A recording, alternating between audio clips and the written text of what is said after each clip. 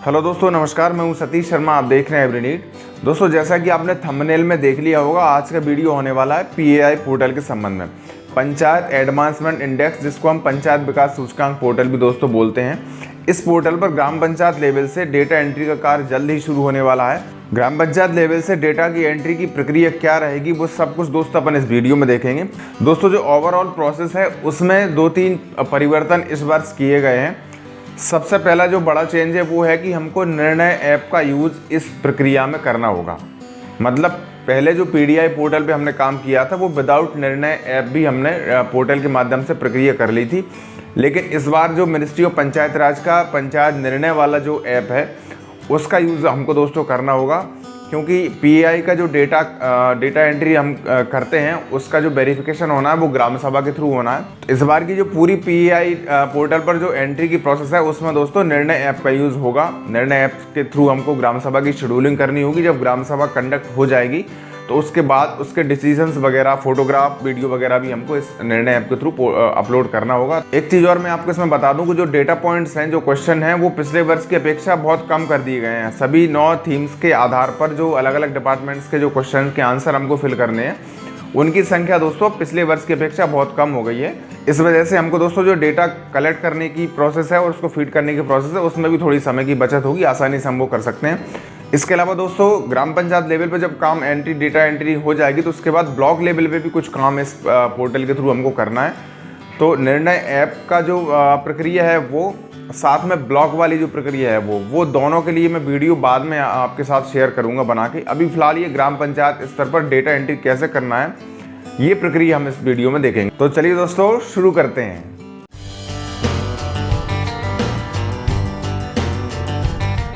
दोस्तों, ग्राम पंचायत द्वारा पीएआई पोर्टल पर एंट्री करने के लिए ये सबसे पहले पोर्टल ओपन करना होगा आपको pai.gov.in। इसका दोस्तों फुल फॉर्म है पंचायत एडवांसमेंट इंडेक्स, जिसको हम पीएआई पोर्टल बोल रहे हैं। पहले यही पोर्टल था पंचायत डेवलपमेंट इंडेक्स, जिसको हम पीडीआई बोलते थे। ठीक है, इस बार ये पीएआई के नाम से हम इसको जानेंगे। तो ये इसका यूआरएल है pai.gov.in। जैसे ही आप इस पोर्टल को ओपन करेंगे, राइट साइड कॉर्नर ऊपर लॉगिन का बटन मिल रहा है, यहाँ से आपको लॉगिन करना होगा। लॉगिन के बारे में दोस्तों आपको मालूम ही होगा, आपका ग्राम पंचायत का ग्राम स्वराज का एडमिन वाला आईडी है और उसका पासवर्ड है। उसी आईडी पासवर्ड से दोस्तों इस पोर्टल को हमको लॉगिन करना है। आईडी पासवर्ड डालना है या रिफ्रेश करके कैप्चा कोड आ जाएगा, कैप्चा कोड डालना है। इसके बाद आपको लॉगिन बटन पर क्लिक करना है। लॉगिन के बाद सबसे पहला पेज यूजर डिटेल के संबंध में है, तो इसको आप एक बार चेक कर लीजिए। सब सही है तो इसको आपको mobile number is correct, click here to work in the portal, इस पर आपको बटन पर क्लिक करना होगा।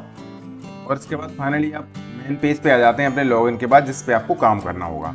यहाँ पे सबसे पहला ऑप्शन आ रहा है, मेनू जो आ रहा है इसमें आप देख लीजिए। सबसे पहला आ रहा है ऑफिसेस का, तो यहाँ से आपको view field offices for data collection, कहाँ से आप डेटा कलेक्ट करना है वो आपको यहाँ पे जानकारी मिल जाएगी।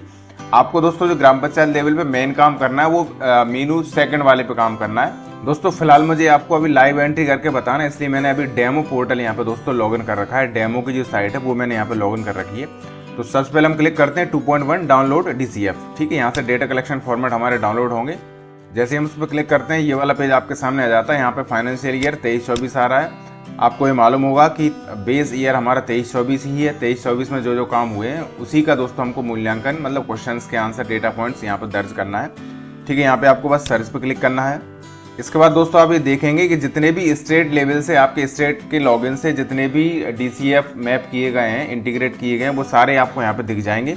अभी फिलहाल डेमो पोर्टल पर सिर्फ ये 3 दिख रहे हैं। अब इन DCF को दोस्तों आपको प्रिंट करके और आपको जानकारी फिलअप करानी है फील्ड लेवल से। तो जैसे मान लीजिए यहाँ पे सेकंड नंबर का पंचायत ऑफिस का जो है रूरल डेवलपमेंट डिपार्टमेंट, इसी पे मैं यहाँ पे प्रिंटर का बटन मिल रहा है, इस पर आपको क्लिक करना है। जैसे इस पर क्लिक करते हैं नीचे वो जानकारी आ जाती है, उसके संबंध में DCF में कितने क्वेश्चन है वो क्वेश्चन आपको यहाँ पे दिख जाएंगे। अब इसका प्रिंट लेने के लिए यहाँ पे प्रिंटर का बटन फिर से दिख रहा है, इस पर आप जैसे क्लिक करेंगे PDF फॉर्मेट में DCF जो है वो प्रिंट करने के लिए आपके सामने आ जाता है। बस इसको आपको प्रिंट करना है। मतलब इस तरह से ये एक मैंने बताया आपको सभी, जैसे अभी फिलहाल यहाँ पे 3 दिख रहे हैं, तो तीनों का जितने भी आपको यहाँ पे DCF के लिए प्रिंट करने के लिए दिख रहे हैं, सभी ऑफिसेज के आपको DCF प्रिंट करना है। और संबंधित उनके विभाग के जो फील्ड ऑफिसर्स, फील्ड में जो कर्मचारी हैं लाइन डिपार्टमेंट्स के, उनको आपको हैंडओवर करना है जानकारी फिलअप कराने के लिए मैनुअली। इस तरह से आपको सारे प्रिंट करना है। प्रिंट के बाद जानकारी जब फिल करके आपके पास आ जाएगी हार्ड कॉपी में, तो फिर आपको नेक्स्ट स्टेप क्या करना है वो समझ लीजिए। वही मीनू जो सेकंड है उसी में अभी हमने फर्स्ट 2.1 यूज़ किया था। अब आपको जाना है 2.2। जब आपके सारे DCF फिल होके आ जाएंगे मैनुअली आपके हार्ड कॉपी में, तो फिर आपको उनकी जानकारी जो आई है उनको आपको कलेक्ट करके इसी पोर्टल पे जानकारी फीड करना है। तो उसके लिए 2.2 ऑप्शन हमको यूज़ करना है। वही सारे डिपार्टमेंट्स आपको यहाँ पे दिख जाएंगे। अब जिस भी डिपार्टमेंट की जानकारी आपको फिल करना है, जैसे मुझे पंचायत कार्यालय की ही जानकारी फिल करना है, तो यहाँ पर एक्शन के नीचे आप देखेंगे प्लस का आइकॉन दिख रहा है, या प्लस के बटन पे आपको क्लिक करना होगा। इसमें आप ये देख भी रहे थे कि 3 क्वेश्चन उसमें टोटल यहाँ पे दिख रहे हैं, डेटा पॉइंट्स, और ये तीनों आपको सामने यहाँ पे खुल जाते हैं।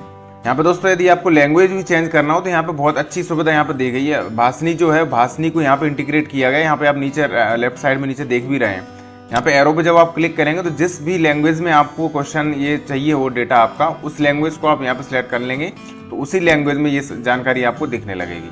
आप देख सकते हैं जैसे मैंने उसको हिंदी पे क्लिक किया, भाषनी के जो बटन मिल रहा है उस पर, तो यहाँ पे ये सारे क्वेश्चंस आपको हिंदी में दिखने लगे हैं। अब इनके आंसर आपको फिल करना है। बहुत सारे क्वेश्चन सिर्फ यस नो में आएंगे, जैसे इसमें पंचायत कार्यालय से संबंधित जो 3 क्वेश्चन है वो भी सिर्फ यस नो में है।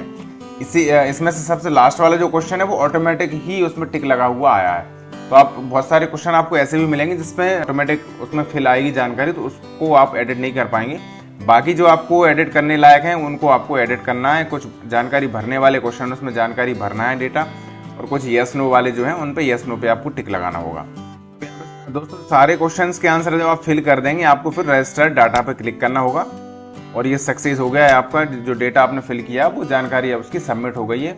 वापस हम इस पेज पे आ जाते हैं जिसमें आपको जितने क्वेश्चन उसमें दिए गए तो उसमें से कितने क्वेश्चन आपने अटेम्प्ट किए हैं वो संख्या भी यहाँ पे आपको दिख रही है। आप चाहें तो एक बार में, जैसे मान लीजिए आपके किसी DCF में ज़्यादा क्वेश्चंस हैं, तो आप यदि आपके पास आंसर कम क्वेश्चंस के हैं तो आप पहले कम क्वेश्चंस के आंसर भी फिल कर सकते हैं, बाद में वो अपडेट भी हो जाता है।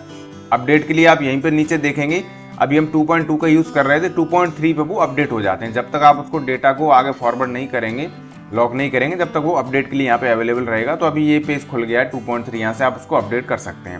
अब आपको दूसरे DCF फिल करना है, फिर से आपको 2.2 पे क्लिक करना होगा। यहाँ पे आपको अभी फिलहाल 3 दिख रहे थे, एक हमने फिल कर दिया, अब 2 और दिख रहे हैं। अभी आपको इनमें से जानकारी फिल करनी है तो फिर से प्लस के आइकॉन पे क्लिक करना है।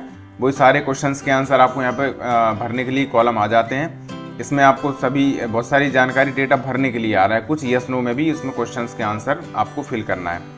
अब दोस्तों इसमें हमने आंगनबाड़ी से संबंधित DCF है उसको ओपन किया, तो आंगनबाड़ी से संबंधित सारी जानकारी आपको यहाँ पे फिल करना है, और यहाँ पे लास्ट में रजिस्टर डेटा वाला बटन इस पे आपको क्लिक करना होगा। मतलब जानकारी कॉलम आपको सभी भरना है, तभी आप इन DCF को आगे फॉरवर्ड कर पाएंगे लॉक करने के बाद। ये जानकारी मैं इसकी भी फिल कर लेता हूँ, फिर आपको आगे प्रोसेस बता रहा हूँ।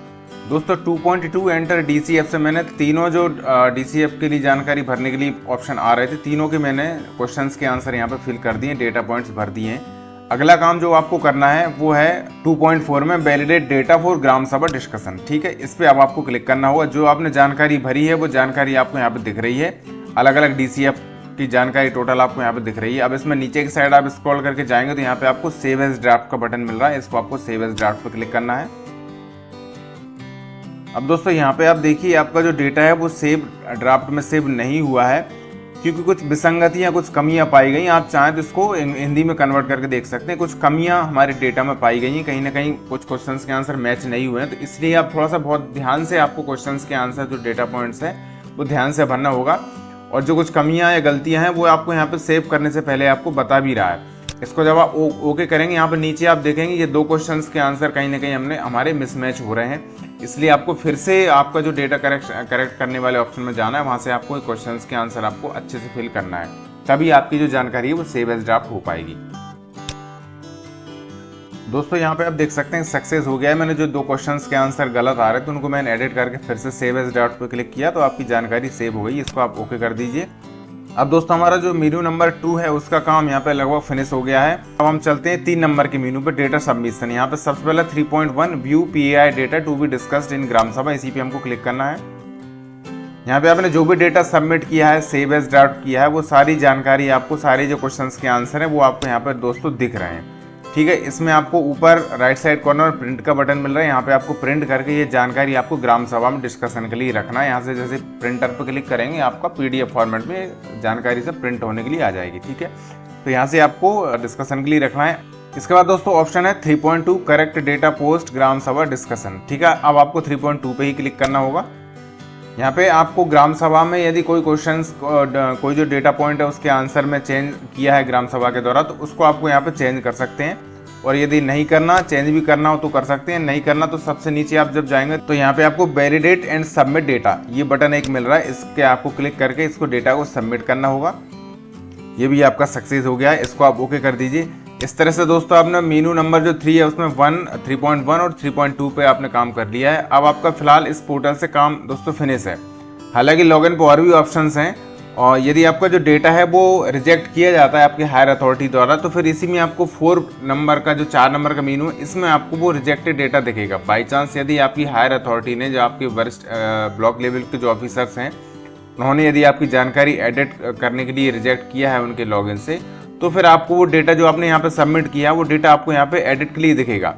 View pi data rejected by verification office और एडिट पीआई डेटा, यहाँ से आप उसको एडिट कर सकते हैं। एडिट करने के बाद उसको रीसबमिट का भी ऑप्शन है आपको यहाँ पे दिया गया है। ठीक है, बाकी फिलहाल आपका ये काम मेनू नंबर 3.1 3.2 से हो गया है। इसके बाद दोस्तों अब नीचे आप देखेंगे 3.3 में submit pi data for verification through निर्णय ऐप। आपको मालूम होगा मिनिस्ट्री ऑफ पंचायत राज का निर्णय ऐप भी है, इसका आपने पहले भी शायद यूज किया होगा। जब आप इस पर क्लिक करेंगे तो यहाँ पे आप देखेंगे ग्राम सभा नॉट शेड्यूल्ड फॉर पंचायत निर्णय ऐप। ठीक है, सबसे पहले तो इसके लिए ग्राम सभा की शेड्यूलिंग करनी पड़ेगी निर्णय ऐप के थ्रू। दोस्तों सारी प्रोसेस आपको कंप्लीट फाइनली प्रोसेस तो आपको निर्णय ऐप से ही करना होगा, इसलिए पूरी प्रक्रिया स्टार्टिंग से एंड तक निर्णय ऐप की मैं अलग से एक वीडियो बना रहा हूँ, उसमें मैं आपको सारी जानकारी इसमें बता दूंगा। क्योंकि अभी फिलहाल यहाँ पे इस पोर्टल से, इस लॉगिन से हमको यही काम करना था जो हमने कर दिया। यहाँ पे आपको बताया भी गया है आपको क्या क्या करना होगा, मतलब ये सारी प्रक्रिया जो है निर्णय ऐप के थ्रू आपको करना होगा। तो निर्णय ऐप आपके मोबाइल में इंस्टॉल होना चाहिए, आप उसको कर लेना। उसके लिए मैं अलग से वीडियो आपके साथ शेयर कर रहा हूँ, आगे की प्रोसेस निर्णय ऐप के थ्रू आपको कैसे करना है। ठीक है, आज के इस वीडियो में बस इतना ही। सभी को नमस्कार, बहुत बहुत धन्यवाद।